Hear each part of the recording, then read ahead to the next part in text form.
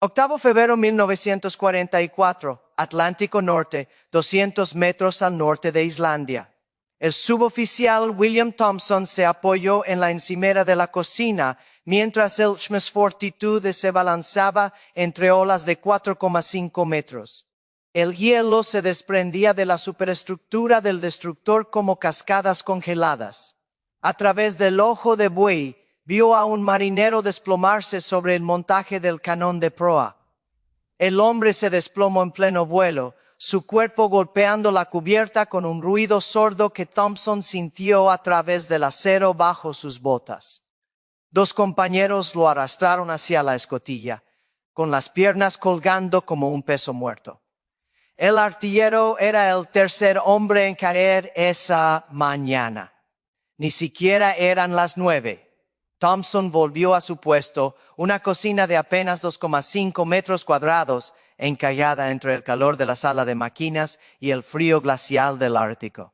Sobre la encimera estaban las raciones del desayuno, carne enlatada congelada en su lata, galetas duras como piedras que podían partir dientes y té que se convertía en aguanieve antes de que uno lo terminara. Comida estándar de la Marina Real, sin nada para aguas templadas, no para este infierno helado donde el termómetro no había subido de los menos 20 grados en 8 días. Observó a su tripulación arrastrarse por el comedor con los ojos hundidos y demacrados. Algunos no podían terminar sus raciones. Les dolían las mandíbulas de masticar pan duro como una piedra. Comían, pero aún así se morían de hambre. La desnutrición se extendía por el barco como un fantasma, invisible pero letal. Los hombres tropezaban en sus puestos. La congelación se cobraba dedos de manos y pies. El médico lo había apartado ayer, con la voz tensa por la frustración. Necesitan calorías. Combustible de verdad, no esta tontería congelada.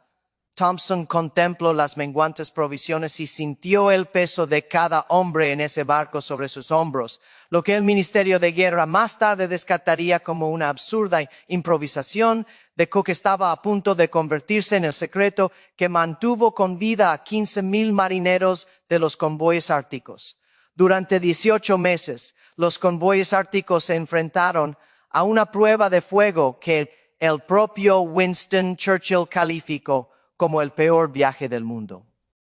Las rutas se extendían desde Islandia hasta Mormán, 1000 millas de océano helado donde el mar estéril se convertía en aguanieve y el sol apenas asomaba por el horizonte. No eran misiones glamurosas. Ningún noticiario las captó. Ninguna película de Hollywood las inmortalizaría. Solo buques mercantes cargados de tanques, munición y esperanza, escoltados por destructores cuyas tripulaciones pronto aprendieron que el frío mataba más rápido que cualquier torpedo alemán. Las estadísticas corroboraban el terror. El convoy PQ-17, diezmado en julio de 1942, perdió 24 de sus 35 buques mercantes. Más de 4 millones de toneladas de carga se hundieron, pero esas cifras solo contaban la mitad de la historia.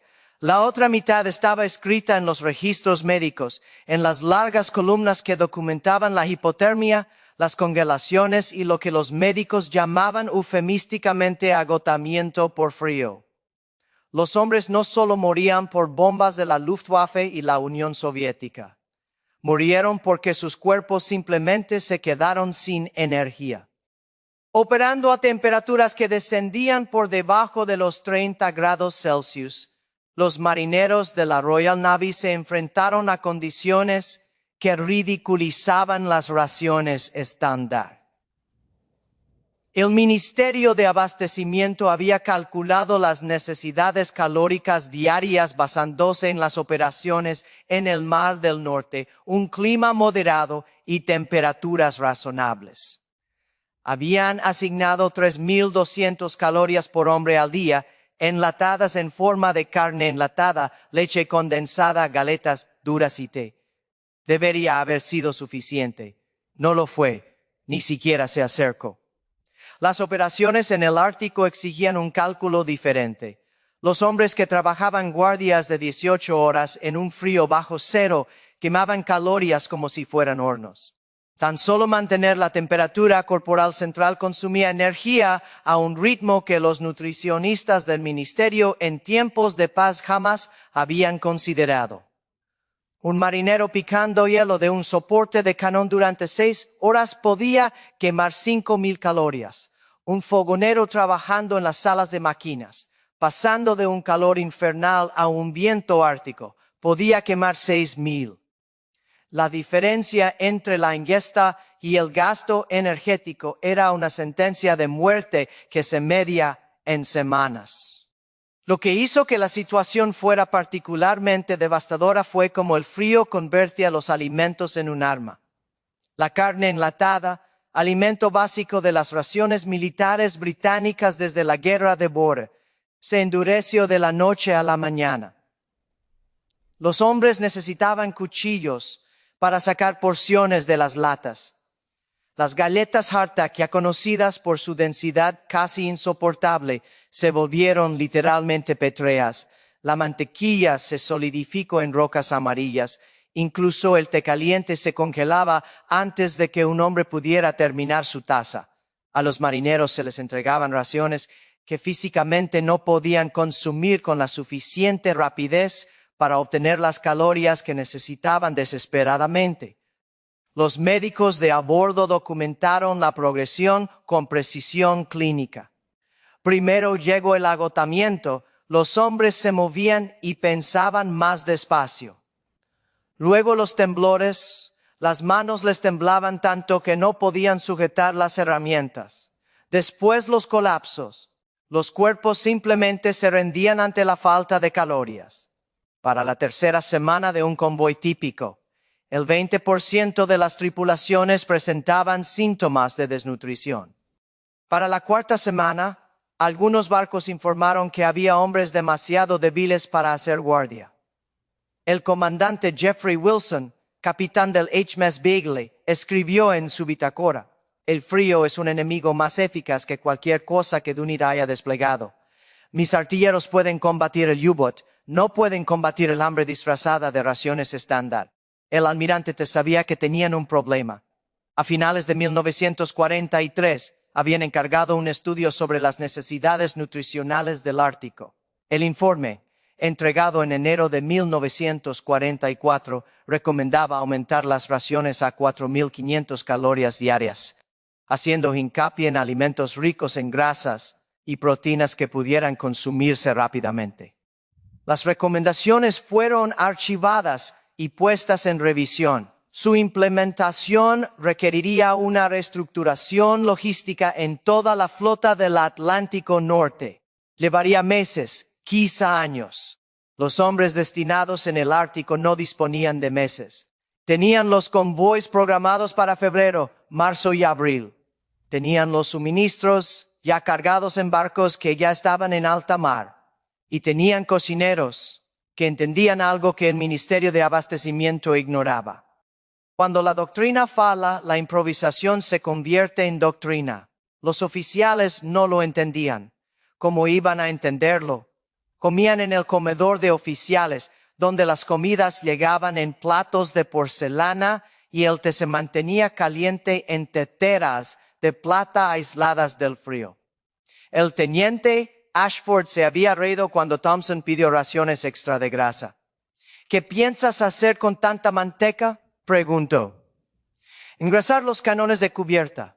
El comentario se extendió como una broma por el comedor de oficiales. El cocinero que quería mantequilla como si fuera munición. Pero Ashford no había visto a un artillero de 19 años intentar masticar carne congelada con las encías sangrando por el escorbuto. No había visto a los fogoneros desplomarse tras guardias de 6 horas, con sus cuerpos devorando músculo porque habían consumido hasta la última caloría del desayuno antes del almuerzo. Ashford daba órdenes desde el puente, donde se medía la sensación térmica, pero no se sentía. No como la sentían las tripulaciones de cubierta, no de esa forma tan profunda que hacía que los hombres olvidaran hasta sus propios nombres. «No se gana una guerra con sopa», dijo Thompson, según Ashford, con la voz cargada del desprecio que los oficiales reservaban para los soldados que cuestionaban el procedimiento. Ocúpense de sus ollas. Dejen la estrategia a los que están capacitados para ello. Lo que no comprendían, lo que Ashford y sus superiores del Ministerio de Guerra no podían ver desde sus oficinas climatizadas y armarios aislados, era que la logística es estrategia. Un ejército marcha sobre su estómago. Napoleón había dicho que una armada navegaba según el mismo principio. El mejor destructor de la Royal Navy no era más que un ataúd caro si su tripulación era demasiado débil para combatir. La confianza del Ministerio de Abastecimiento rayaba en la arrogancia. Habían calculado, calibrado, asignado. Las raciones habían sido determinadas científicamente por nutricionistas que jamás habían sentido el viento ártico atravesar la lana como si no existiera.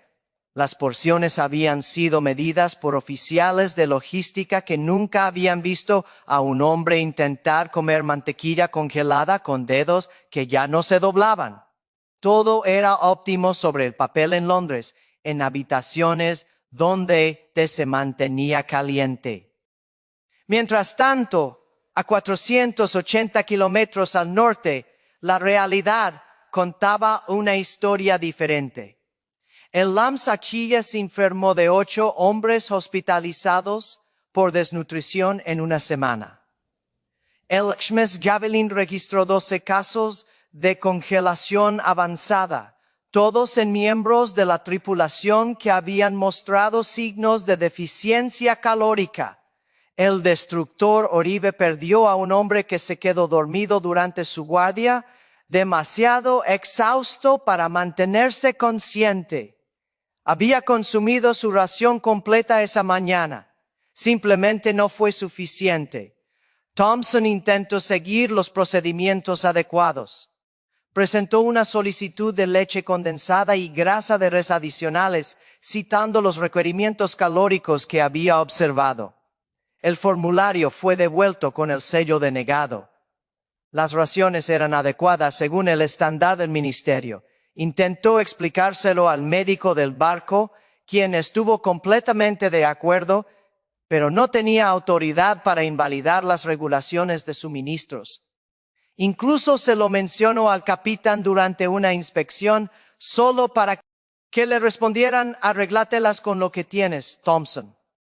Es lo que todos hacemos, pero arreglárselas estaba matando a su tripulación. Así que Thompson dejó de pedir permiso, dejó de presentar solicitudes y comenzó a hacer lo que los cocineros a lo largo de la historia han hecho cuando la doctrina oficial falla: improviso. Antes de continuar, me encantaría saber desde dónde nos ven y qué saben sobre los convoyes árticos. Dejen un comentario a continuación y díganme si habían oído hablar de estas brutales misiones. Y si disfrutas de estas inmersiones en las historias olvidadas de la Segunda Guerra Mundial, suscríbete. Estas historias requieren una investigación exhaustiva para que los detalles sean correctos, y saber que estás ahí hace que todo valga la pena.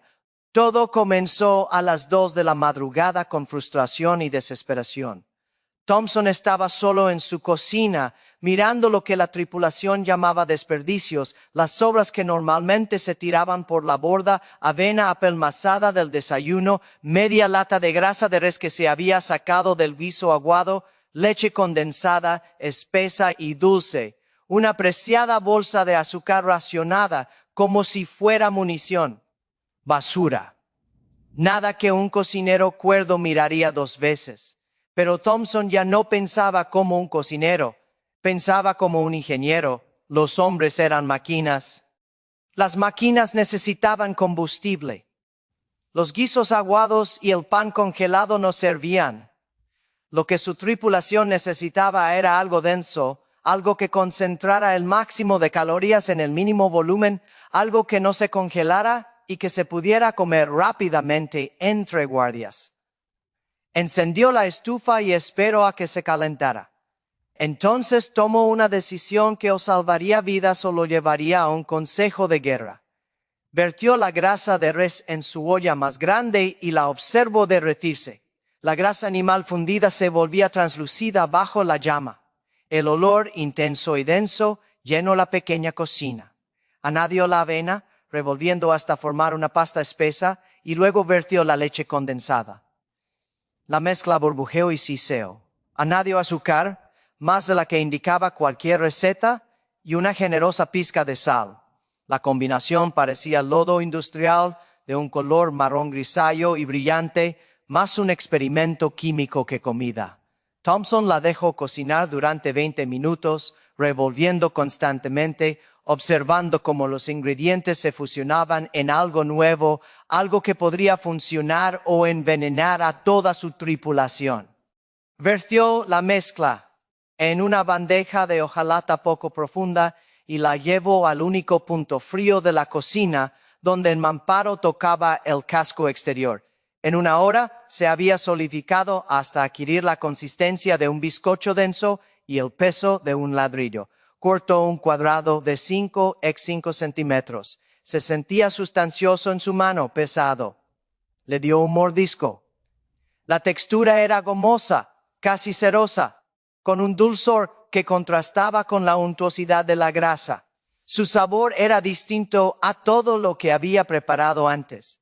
No era bueno exactamente, ni malo, simplemente diferente, pero le sentó en el estómago como lastre, pesado y satisfactorio como nunca lo había hecho la sopa aguada. Un trocito lo llenó más que un tazón entero de estofado reglamentario. A la mañana siguiente, Thompson sirvió su experimento junto con las raciones habituales. Colocó los cuadrados en los platos sin dar explicaciones, sin alardear. La tripulación los miró como si les hubiera servido aceite de motor. ¿Qué demonios esta galeta? ¿Combustible? Dijo Thompson simplemente. Comanla. Abel Seaman Richards cogió un cuadrado, lo olió e hizo una mueca. Huele a que alguien cocinó en la sala de máquinas. Le dio un mordisco cauteloso y se rió, pero fue una risa cansada, de esas que sueltan los hombres cuando están demasiado agotados para tener sentido del humor. Joder el ladrillo ártico de Thompson. Esto es horrible, colega, pero al mediodía las bromas cesaron. Richards seguía de guardia mientras los demás artilleros que habían evitado el ladrillo flaqueaban.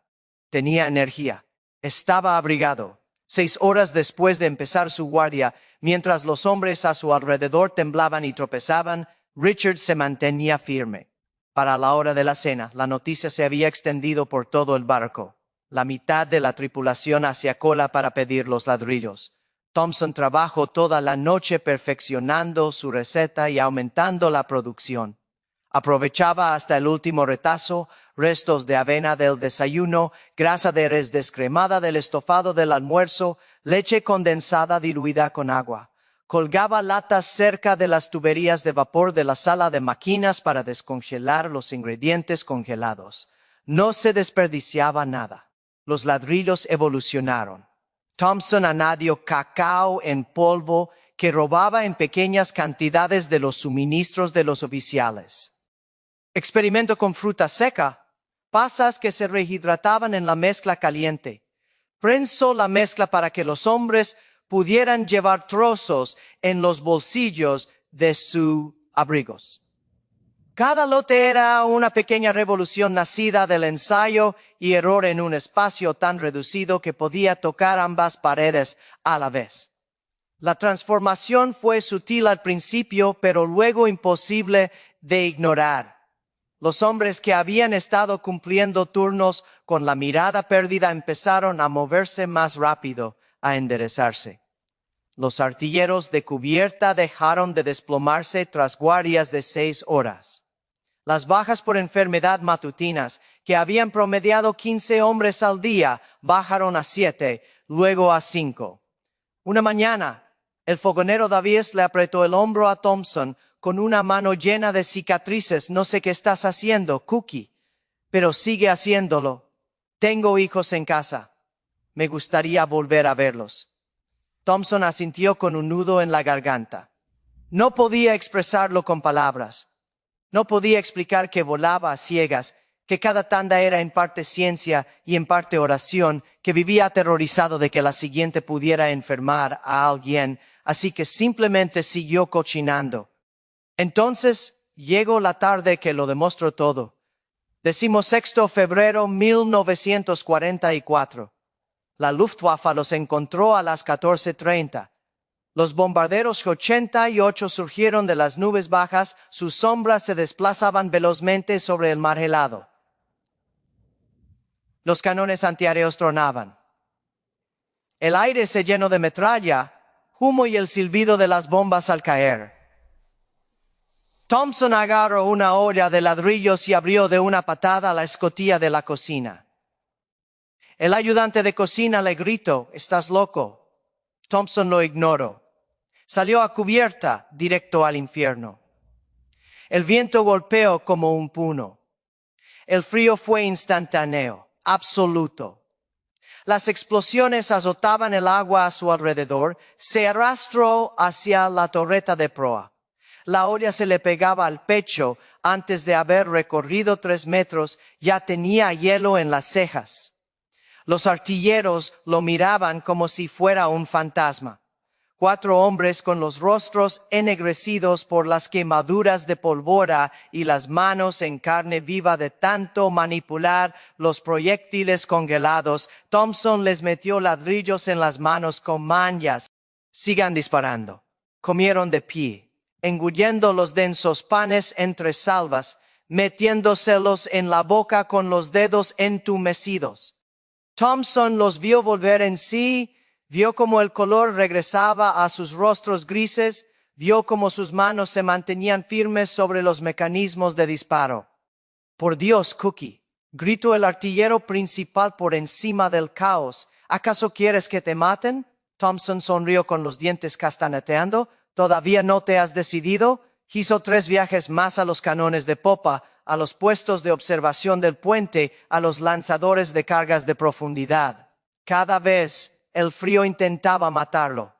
Cada vez arrastraba su olla a través del caos porque los hombres no podían luchar con el estómago vacío. Cuando el ataque finalmente terminó y los bombarderos desaparecieron en el cielo del norte, Thompson se desplomó en su cocina, con las manos temblando y la sangre goteando de su nariz, donde el frío le había agrietado la piel. El ayudante de cocina susurró: «¿Estás loco?» Thompson rió: «Quizás, pero siguen disparando». La historia se extendió más rápido que las órdenes oficiales.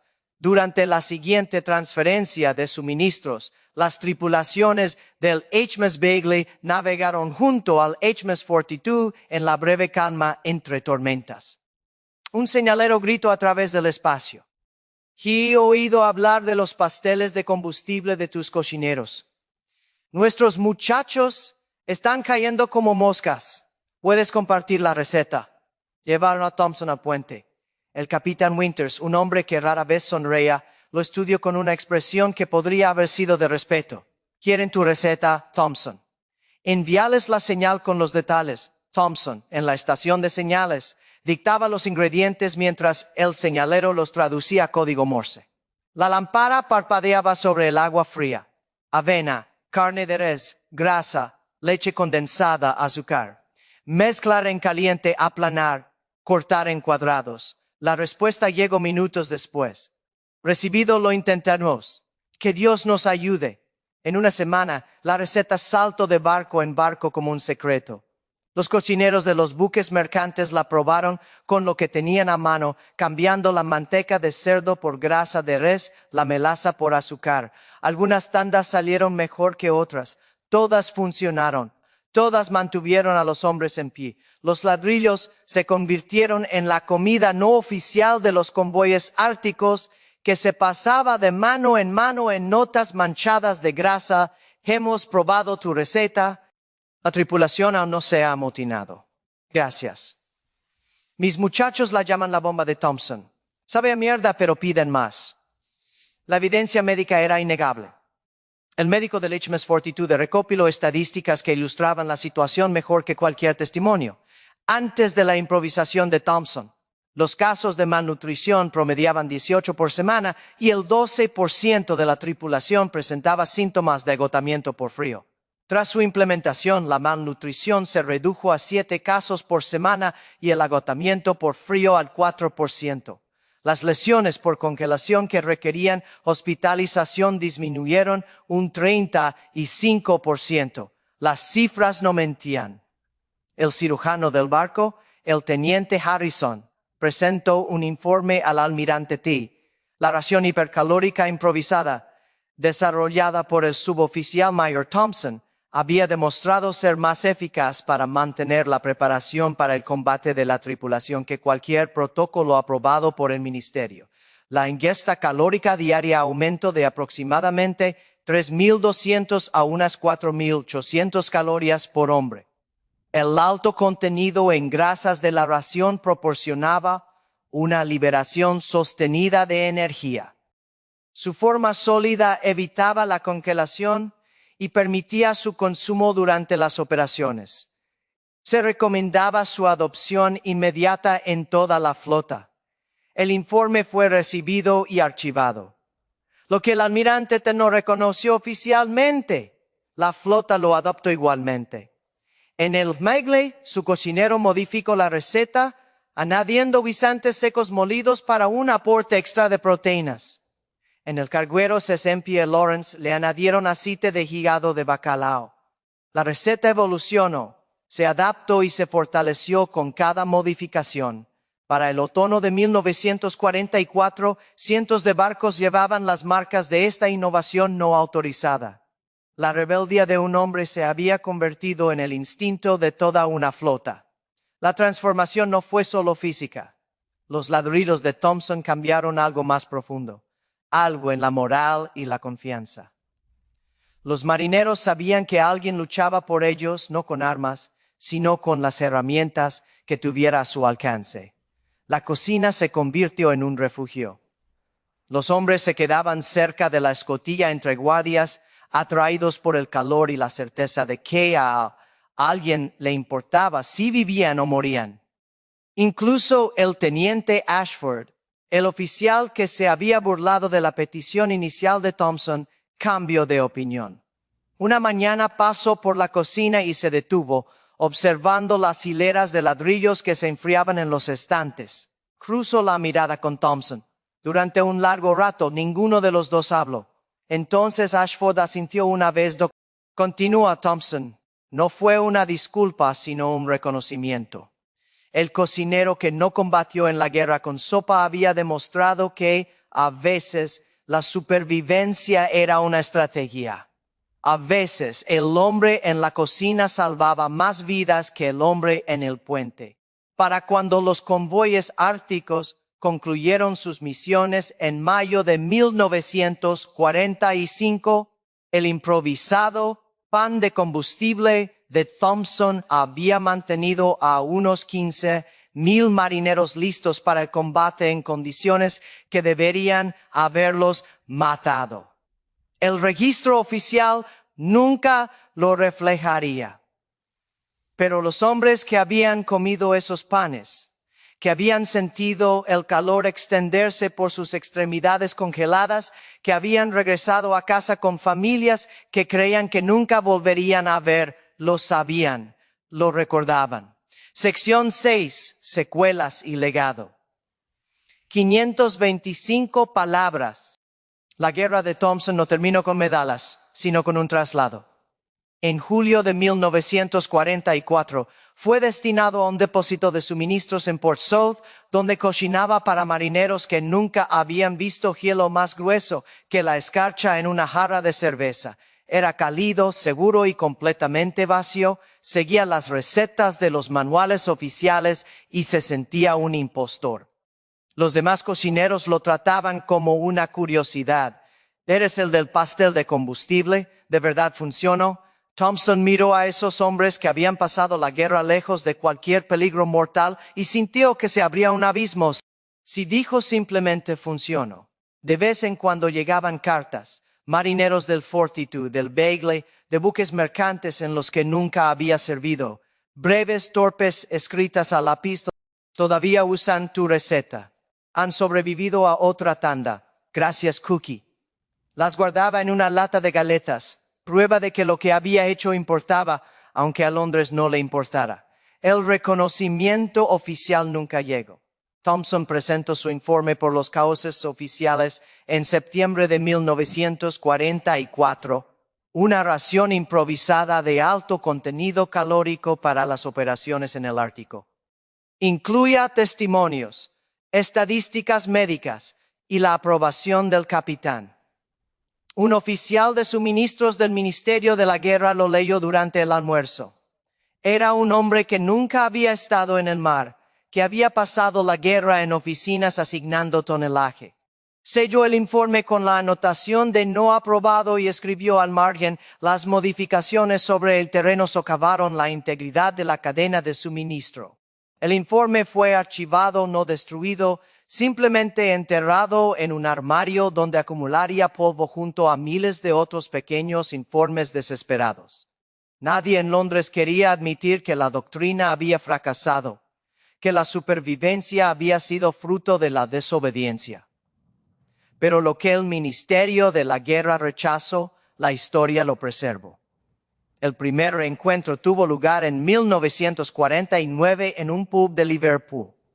20 hombres se reunieron con rostros envejecidos, pero con la mirada aún cargada del espíritu del Ártico. Cuando Thompson entró, alguien gritó su nombre. Thompson.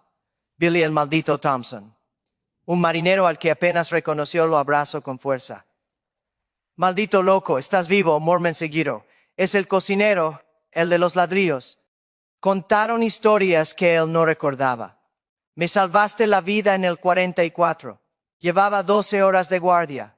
No sentía las manos. Me trajiste ese ladrillo y pensé, esto sabe a rayos. Pero aguante otra guardia. Otra. Mi barco copió tu receta. Llegamos a Mermons gracias a ti. Las reuniones se volvieron anuales. Se juntaban en pubs y locales sindicales. Esos hombres que habían navegado a través de un infierno helado. Y siempre alguien traía la receta de Thompson. Copiada, modificada, transmitida como una sagrada palabra. Mi padre la usaba. Nos salvó la vida. ¿Recuerdas a ese cocinero loco? Thompson murió en 1983 en un pequeño apartamento de Portsmouth, rodeado de cartas de hombres a quienes había alimentado y una placa que lo llamaba héroe. Su obituario mencionaba su servicio naval en una sola línea, nada sobre la cocina, los ladrillos, los hombres que habían sobrevivido gracias a él. Pero décadas después, un investigador encontró su informe en los archivos navales. La historia comenzó a emerger del olvido. Se escribieron artículos académicos. Los museos adquirieron fichas de recetas. El Museo Imperial de la Guerra colocó una tras un cristal con una pequeña placa. Ración de emergencia improvisada, ampliamente utilizada en las rutas de los convoyes árticos entre 1944 y 1945. No era una medalla, no era justicia, pero era memoria. Y a veces la memoria es lo que más importa. Las historias de guerra rinden homenaje a los artilleros, los pilotos, los comandantes que forjaron la historia con estrategia y acero. Esas historias importan, merecen ser contadas, pero también las demás, las historias de hombres que lucharon con cucharones en lugar de fusiles, que salvaron vidas improvisando en lugar de con munición. William Thompson nunca comandó un destructor, nunca voló un Spitfire, nunca asaltó una playa bajo fuego enemigo. Se encontraba en una cocina de 2,5 metros y mezclaba avena con grasa de res porque las raciones reglamentarias estaban matando a su tripulación con la misma seguridad que cualquier otro bulto. Rompió las reglas porque seguirlas significaba ver morir a sus hombres. Y cuando el Ministerio de Guerra desestimó su innovación como absurda, al considerar la doctrina que su improvisación era inaceptable, él siguió cochinando. 15,000 marineros regresaron a casa, porque un cocinero se negó a aceptar que seguir el procedimiento era más importante que mantener a los hombres con vida. Eso no es una anécdota de los convoys árticos. Esa es la historia completa en miniatura. La verdad que las burocracias siempre olvidan y los guerreros siempre recuerdan. Una logística superior importa más que una potencia de fuego superior. Los ladrillos de Thompson no eran elegantes. No estaban homologados. Probablemente no tenían un sabor muy bueno, pero funcionaban. Y en el infierno helado del mar árido, donde el frío podía matar más rápido que cualquier arma, lo único que importaba era que funcionaran. A veces, lo más heroico que un soldado puede hacer es ignorar el manual y confiar en sus instintos, no por rebeldía, sino porque la situación exige soluciones que un procedimiento rígido impediría.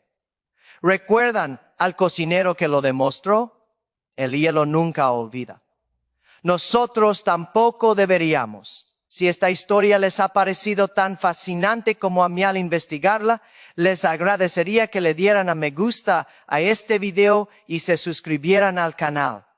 Hay decenas de historias más de la Segunda Guerra Mundial que merecen ser recordadas y les traeré una nueva cada semana.